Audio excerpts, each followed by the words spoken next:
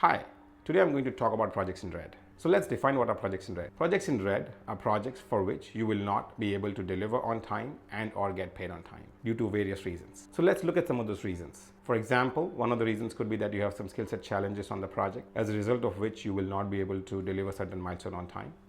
Or your team did not follow some of the project compliances, like getting sign off on the requirement stage, as a result of which there is some conflict with the client. These are pretty standard things that happen across any project that any services organization is delivering. So let's look at now some of the things you can do to alleviate or improve your chances when a project goes into red. The number one thing is improving organizational awareness. So let me delve deeper into that. At CloudFronts, our Monday morning all hands-on project status meetings start with a review of the projects in red. As a result of this, the various team members, from project managers to our delivery heads, can get involved and understand if a particular project is facing these issues. What happens now is maybe a different team already experienced this issue, and by improving this awareness through this Monday morning status update, different team members or different leads can exchange this information and maybe resolve the issue or improve your chances. The other thing this does is it improves everybody's understanding of when to preempt a certain situation, so that they are more aware. And using traffic light analogy, a project could be a project in yellow, which means green is all good, yellow is something's going to happen, I need to take some action, and red is